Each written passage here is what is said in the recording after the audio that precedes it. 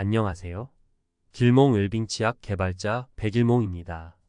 지난 강의에 이어 오늘도 요한복음에 대해서 설명드리겠습니다. 요한복음의 첫 머리에 하느님과 예수의 관계에 관한 총론적인 선언문이 있는데 신학자들은 이 서두에 대단한 의미를 부여하고 있으나 그것은 예수나 하느님이 한 말이 아니라 요한 자신이 만든 말입니다. 그리고 요한은 이어지는 본문에서도 예수의 이름을 빌려서 줄곧 자신의 생각을 복음에 끼워 넣었습니다. 요한이 서두의 총론에서 말씀이 곧 하느님이라고 표현한 것은 자신의 말은 하느님으로부터 오는 말씀 즉 하느님 자체이기 때문에 자신의 말을 하느님처럼 받들게 하려고 사용한 매우 교활하며 언어적인 유의에 불과합니다. 그리고 이 표현은 요한이 하느님의 존재를 실증적인 표적으로 증명하지 못하고 오직 말씀으로 하느님의 존재를 주장할 수밖에 없음을 보여주어 스스로 하느님이 전지전능한 존재가 아니라는 약점을 노출한 것입니다. 요한복음은 공간복음에는 없는 내용이나 단어들을 첨가했고 더구나 복음서의 마지막 장은 나중에 추가됐는데 이런 것들이 요한복음은 어떤 의도를 가지고 기획된 작품이라는 것을 보여줍니다. 그리고 창세기와 요한복음에 모두 태초에 관한 이야기가 있는데 인간이 존재하기 이전의 일을 인간이 어떻게 알고 기록했을까요? 제가 과학 강의에서 설명했듯이 태초라는 것은 없었으며 실제로 태초가 있었다고 하더라도 태초에는 인간이 없었고 말씀은 그 다음에 태어난 인간이 만들었기 때문에 태초에는 말씀이 없었습니다.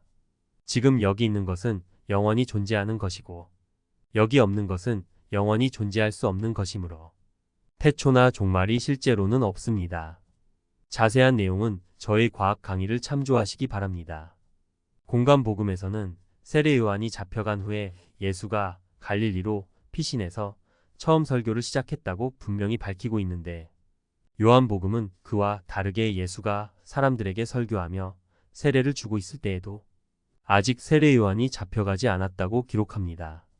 그렇게 기록한 이유는 사도 요한이 예수를 신격화하기 위해서 세례 요한과 예수의 관계를 실제와 다른 모습으로 보여주기 위한 것이며 십자가에서 예수의 마지막 말도 다 이루었다고 함으로써 예수가 임무에 실패한 것처럼 기록되어 있는 공간복음을 뒤집어서 예수가 임무를 완성한 것처럼 나타내려고 고의적으로 조작한 것입니다. 정말로 모두 이루었다면 예수가 부활하거나 재림할 필요도 전혀 없겠지요. 공간복음에는 예수가 최후의 만찬 후에 심야의 피와 땀을 흘리면서 기도하는 장면과 내용이 나오는데 그에 상응하는 내용이 요한복음 17장에서는 완전히 반대로 나옵니다. 공간복음에는 예수가 기도할 때에 얼굴을 땅에 대고 엎드리거나 무릎을 꿇었다고 했는데 요한복음은 눈을 들어 하늘을 우러렀다고 돼 있습니다. 공간복음의 기도 내용은 십자가를 피하게 해달라는 인간적인 내용인데 요한복음은 반대로 십자가를 통해서 하나님의 영광을 나타내도록 요청하는 거룩한 내용으로 돼 있습니다.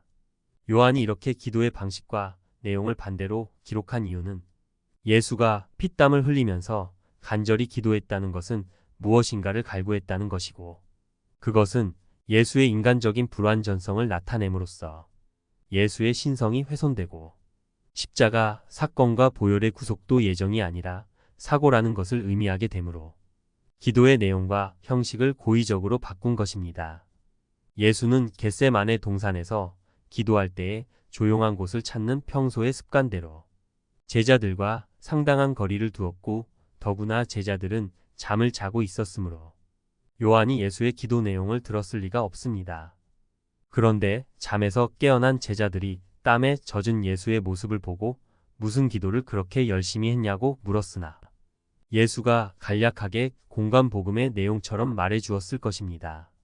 자고 있는 제자들에게 더구나 늦은 밤에 요한복음의 17장처럼 제사장의 기도라는 장황한 내용을 예수가 말했을 리가 전혀 없습니다. 요한복음 17장에서 가라사대로 시작하는 중언부언하는 예수의 장황한 기도는 요한의 100% 창작으로 추정됩니다. 예수 자신이 한 장황한 기도를 다시 제자들 앞에서 반복할 리는 전혀 없습니다. 오늘은 여기까지 하겠습니다.